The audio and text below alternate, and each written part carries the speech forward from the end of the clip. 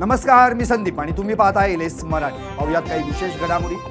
पुण्यातील ट्रॅफिक कमी करता येईल। 3 प्रकल्पांमुळे वाहतूक कोंडी कमी होणार।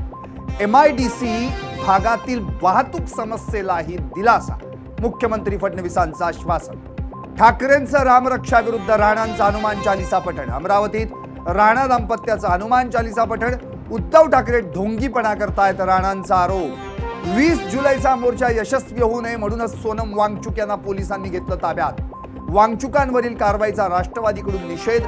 अनिल देशमुखांची माहिती। पालकमंत्री पदाचा निर्णय मुख्यमंत्री आणि उपमुख्यमंत्र्यांचा। गोगावलेंना पालकमंत्रीपद मिळालं तर शुभेच्छा, आदिती तटकरेंचं वक्तव्य। धाराशिवमध्ये वर्दीवर रील्स बनवणं होमगार्डच्या महागात पडलं। रील्स व्हिडिओ नंतर होमगार्ड महिलेची वारी ड्युटी हुकली। होमगार्ड महिलेचा आरोप। मावळमध्ये जिल्हा परिषद प्राथमिक शाळेत विद्यार्थ्यांकडून पारंपरिक पालखी सोहळा मोठ्या उत्साहात साजरा।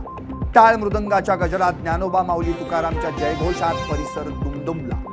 मावळमध्ये काही दिवसात अधिकाऱ्यांच्या दालनांना टाळं। सलग घटनांमुळे प्रशासन आणि लोकप्रतिनिधी यांच्यातील समन्वयावर प्रश्नचिन्ह। श्रीरामपुरात गुन्हेगारी विरोधात पोलीस ॲक्शन मोडमध्ये। तक्रार निवारण केंद्राला नागरिकांचा मोठा प्रतिसाद। पोलिसांना आता जाग आली का, नागरिकांचा प्रश्न। जेजुरीत सेफ्टी टँकमध्ये बुडून 1.5 वर्षीय चिमुकल्याचा दुर्दैवी मृत्यू। सेफ्टी टँकमधील पाण्यात बुडबुडे दिसल्यानं संशय। घटनेमुळे परिसरात हळहळ। साताऱ्यात पैशाच्या व्यवहारातून गोळीबार। तरुणावर पिस्तुलातून 2 गोळ्या झाडून जीवे मारण्याचा प्रयत्न।